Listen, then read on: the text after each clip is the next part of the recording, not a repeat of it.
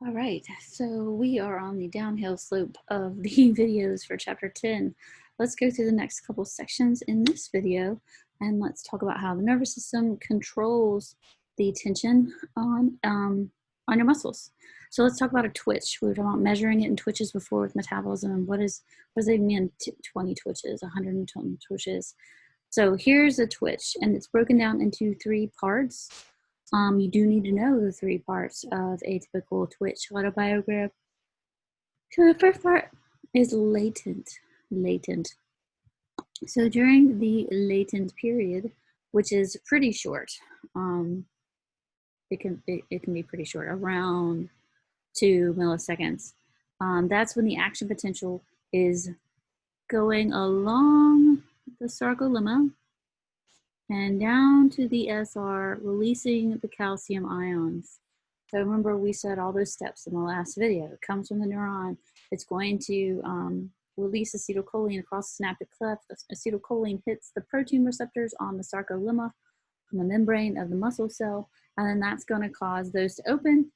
Sodium's going to flood in. It's going to depollen. That's going to go all the way across the muscle tissue. It's going to go down into the T tubules as it's depollen. Goes down to the T tubules, hits the SR, pumps into the terminal cisterna, releases the calcium, and sets off that part of it. But we haven't contracted yet.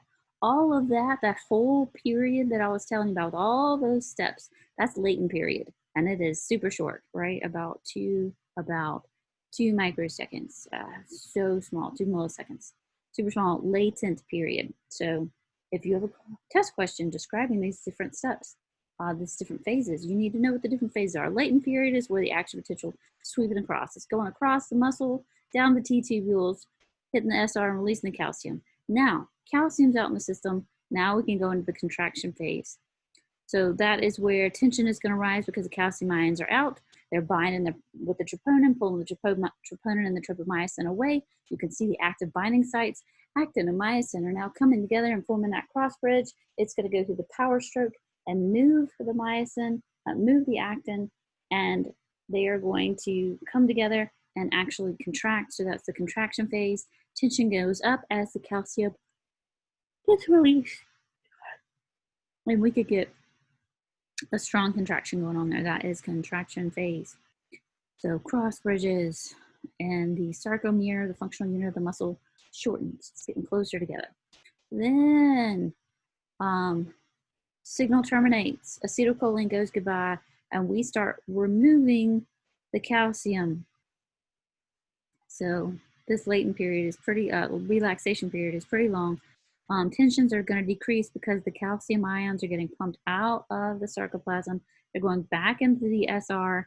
Cross bridges are being canceled, and tension is going to return to the resting levels. So that is your 3 phases of a myogram. You definitely need to know them. They're going to be on the lecture test.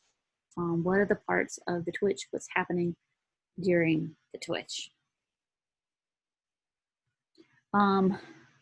Where is the ideal length of the sarcomere? We have nothing touching anything over here with no cross bridges, and you can see tension measured over here is way low. Then we've got everything is overlapped, and we're overlapped so much there's no room. We're overlapped as much as we can, but we've got decreased length. Tension is way low. It's somewhere in the middle, this happy range where we have a little bit of overlap, but not too much. We're not jammed into each other, and we're not even touching. We're somewhere in the middle. That's going to be where we've got the most tension, where we're the strongest when that's happening. Typical myogram depends on the type of muscle that you have. So there are different types of muscle that we are going to talk about. We are going to talk about the quick twitch, the fast twitch, the slow twitch, and the intermediate twitch muscles on their muscle fibers, and we're going to get to that. But this blue one, the eye muscles, are really fast twitch. So they are in and out in less than 20 milliseconds, while the calf muscle is going to be much, much slower with the deep muscle. It's the soleus inside the calf. So the soleus is really slow. The gastrocnemius is the what do you call them? I'm blanking on what I want to call them, but they're when you think of the calf muscle, it's the gastroc, and it's going to have these, they're not heads. I'm blanking on the name of them, but there's multiple feather-like extensions that I'm blanking on the name for the gastroc, your actual calf, but underneath that it's going to be your soleus. So gastroc is going to be kind of in between, intermediate, the deep muscle on the soleus, that's going to be slow twitch, and then your eye muscles are super fast twitch. You can see on the time who takes longer, who takes shorter. What is a motor unit?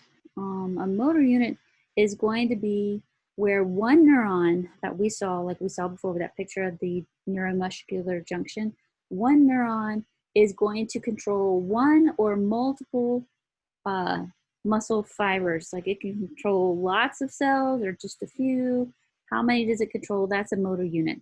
So here we have the PNS, it's coming off, and all of these different motor neurons, and we can see the red ones, you know, are going to spread out, and then we've got some blue ones, and then there's some purple ones. So all the reds are motor unit 1, 2s are motor unit 2. It just depends on how many nerves. And then if you were, say, trying to move something and it was heavier than you thought, you got to recruit more muscle cells in that. That's recruitment. So you are going to increase the number of motor units activating when you need to, you know, push something harder or lift something that's heavier. You can increase motor units, that's recruitment.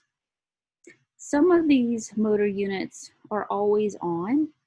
Even when you're relaxed, you're still going to have a little bit of muscle tone, and that's just a little bit of resting tension that's always there. So we can see tension in the unit when we've got 1, 2, 3, all of them activated. We got tension. We used 1, we turned it on and it went down. Then we recruited 2, and we turned it on and it went down. We recruited 3, we turned it on and it went down and relaxed. So we're constantly turning on and recruiting different motor units. And that is going to be called summation. How are these working? Here's another really good image that I like a lot, where you can see how many, you know, we got like resting, we're resting, and then we have 2, and then it goes up and up and up and up and up until every single motor unit is activated in that muscle. It's the strongest that muscle is ever going to be, with all of those things activated in there. All of the things that help with the increase in force. What are the size of the muscle fibers themselves? Are they activated? What's the frequency of the stimulation? Is it turned on and then it goes off for a long time, and then we contract the muscle and then it goes off for a long time? Or is it contract, contract, contract, contract? That frequency of stimulation matters. And then how long are the sarcomeres? Are the sarcomeres really close together to where they can't contract anymore? Are they really stretched out to where they're not even touching? Or are they in that ideal zone where they got a little bit of crossover from both, where we can get maximum? So all of these things contribute sarcomere stretch to contractile force. So let's talk about the frequency. I was telling you, turn it on, stop, and then activate it again, contract, and then stop. So what's the frequency? There are different patterns in here. We've got TREP to begin with. So with TREP, it means steps or stairs. And so you're doing the same thing over and over again. You're doing it and you relax, and then you do it and you relax. But since you're stimulating the exact same muscle groups, it gets stronger. Tension gets a little stronger as we go along, because we keep doing this repetitive movement. Again, it would be called staircase effect. That's what TREP means. Sometimes, now in TREP, we went and then we relaxed. Tension, relax, tension, relax. Over here, tension, tension, no, tension, no. So we're not getting to relax in these.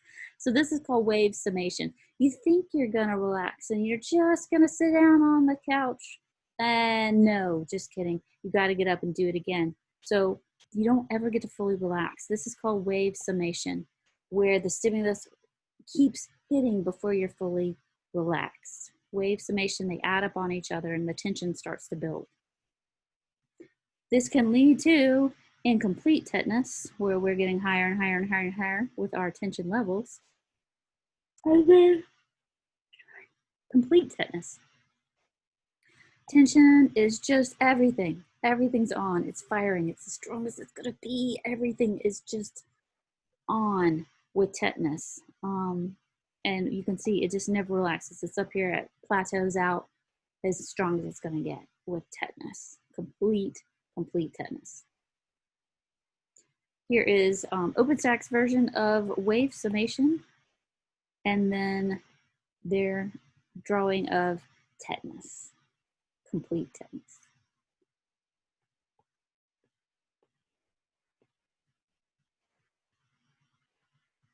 Let's talk about muscle movements and contractions. Okay, so there's two types of contractions. There's isotonic and isometric. First, let's go over isotonic. So with isotonic and a concentric version of isotonics, here we have some weight and we're picking it up. So I'm going to go to my weight bench in my exercise room and I'm going to grab the dumbbell and I am going to lift that 15-pound dumbbell up off the weight rack and lift it up, and that is going to be a concentric isotonic contraction.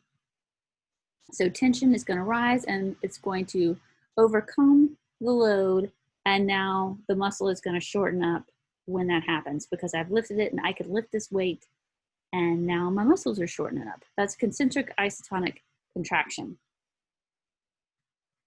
On an eccentric isotonic contraction, this is the opposite. I picked up a weight and I can't pick it up, and I thought I could pull it off the weight rack, and when I do, woo, it's stretching out that muscle. It's lengthening it because we've lost the support there.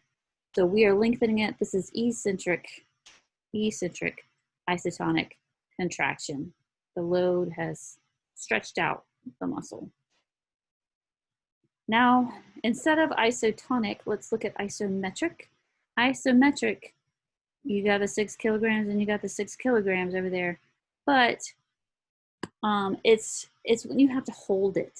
If you've been working out and the aerobics instructor, the instructor for the fitness class says, you know, hold, and whatever move you're doing, you just have to pause. Or if you've ever had to do the chair pose, where you like back up against the wall and you go to sit down, and so you're pretending like you're in a chair and you're not, and your quads are just on fire.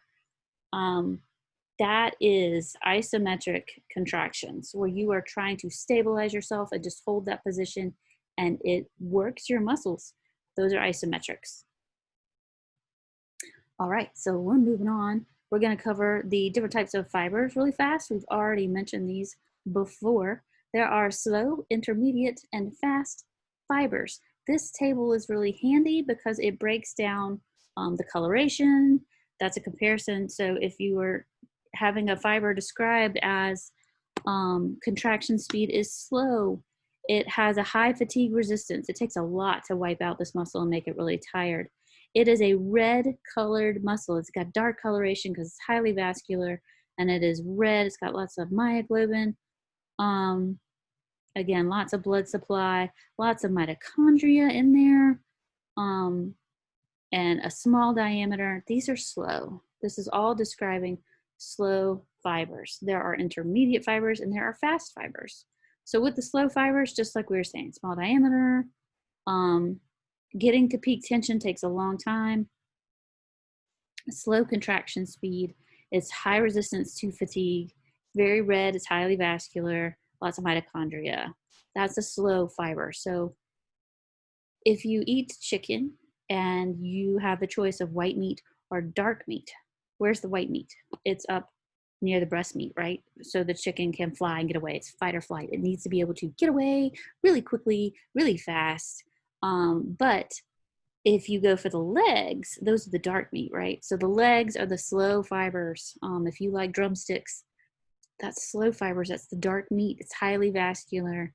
It's slow contraction speeds, Takes a lot to reach peak tension, and small diameter fibers there.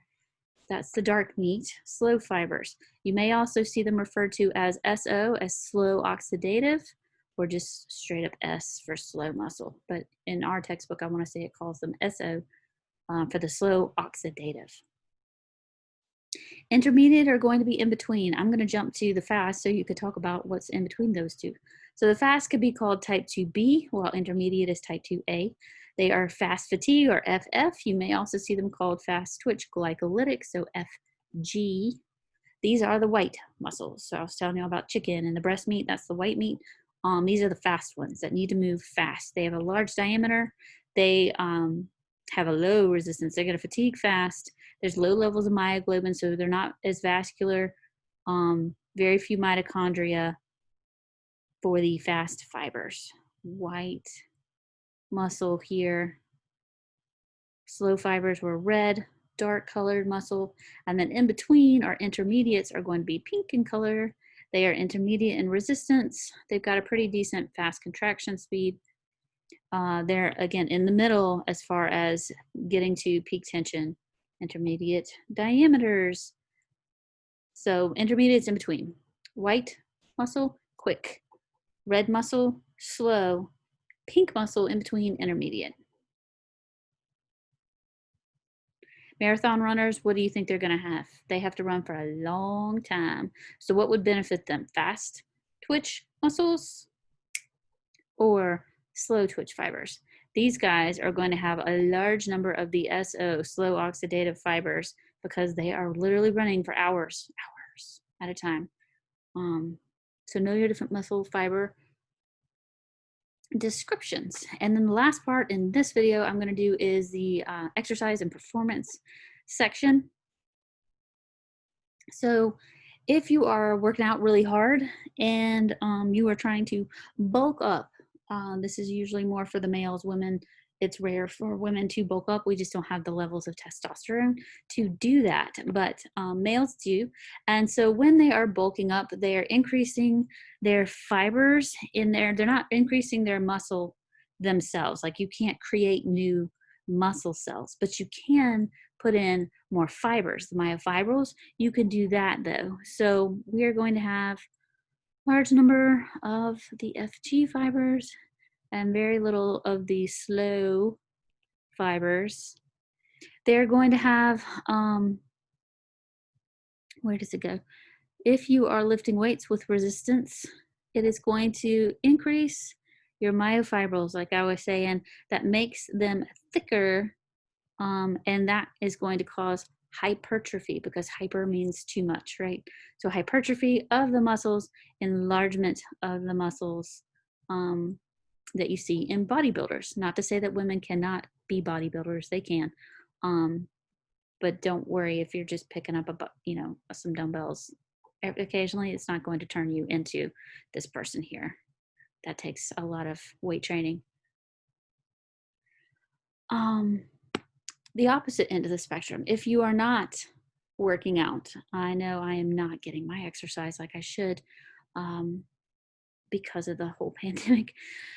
If you're not working your muscles, instead of hypertrophy, instead of them getting bigger, they will atrophy. So the fibers will shrink down because you're not using them. So it's going to reduce your muscle mass, and they're still there, but you're not working them. So they lose their power, they become flaccid, and their diameter just shrinks.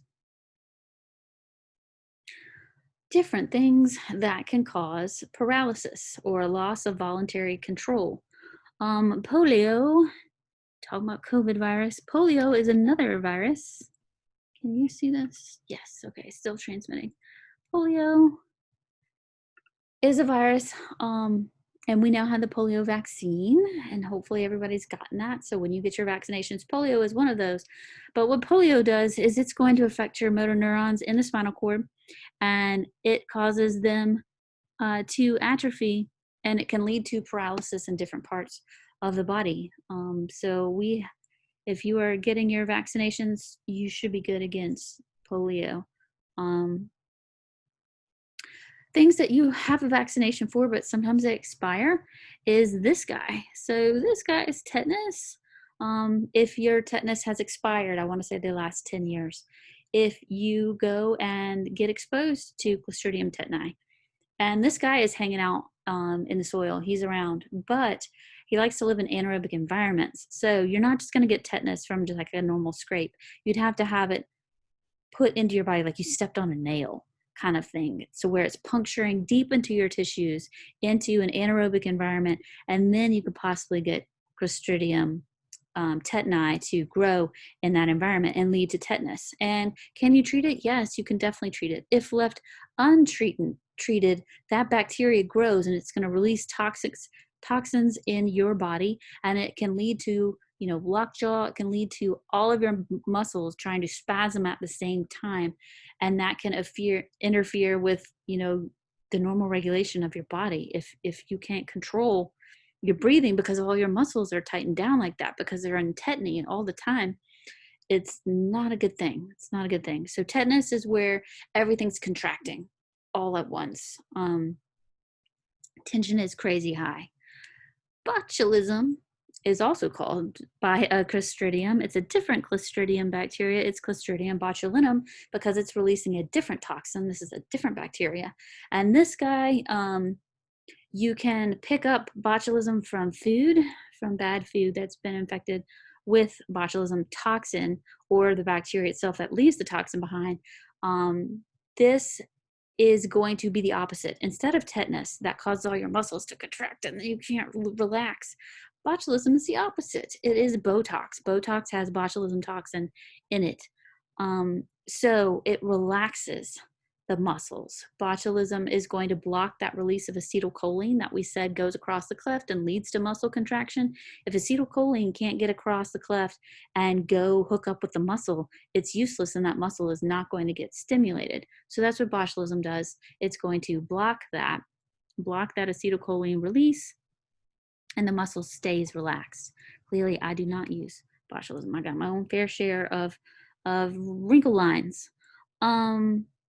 Myasthenia gravis is another one. This one, instead of botulism, blocks the release of acetylcholine.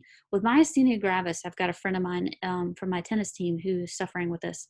It's progressive, and what it does is the acetylcholine gets produced and it goes across the cleft, but it doesn't have any receptors to hook up with on the muscle side. Those acetylcholine receptors on the sarcolemma, on the muscle cell, they disappear over time. And that's another way the muscle's not getting any signal. So it can eventually lead to those muscles not being stimulated. That's myasthenia gravis. I don't have MS on here, but we definitely need to talk about MS, multiple sclerosis. That's an autoimmune. We'll definitely talk about when we get to the nervous system chapter. And with MS, it is going to cause progressive muscle weakness because it starts to attack the myelin sheath that's produced by your Schwann cells, those microglial cells that we said protect your neurons. It starts attacking that insulation. It starts attacking the myelin sheaths, and the signals aren't getting through. They're not getting through the neurons like they need to, and they're not stimulating the muscle like they need to. So that's MS. And then rigor mortis is the last one in this section. With rigor mortis, it has to do with ATP. So rigor mortis, you think of when something's dead, right? Has it locked up? Is it stiff as a board, or has it relaxed? These are stages of decomposition. So in the beginning, remember we said how cross bridges formed. We talked about the exciting filament theory, and there was a step in there where the ATP has cocked the head. It's now ADP, and that head is ready to form the cross bridge, and it's going to form the cross bridge. It's going to do the power stroke, and then it's going to release that ADP, and the other ATP comes back on. And because we're not bringing in the ATP because the body is dead, those cross bridges, they lock up where they're at and they don't dissolve. So until the body can break down those cross bridges, it's going to stay where it's at for a little while. So that's rigor mortis. Without the ATP, those cross bridges can't detach. And so you freeze up however it is that you passed. for a while. And then after X number of hours, I think the textbook or the outline says, what does it say?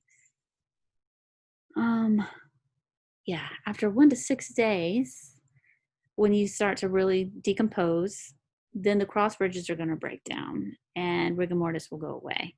But it does, it sets in, and it has to do because of those cross bridges and the lack of ATP and not being able to separate the cross bridges, not being able to separate the myosin heads from the actin filaments.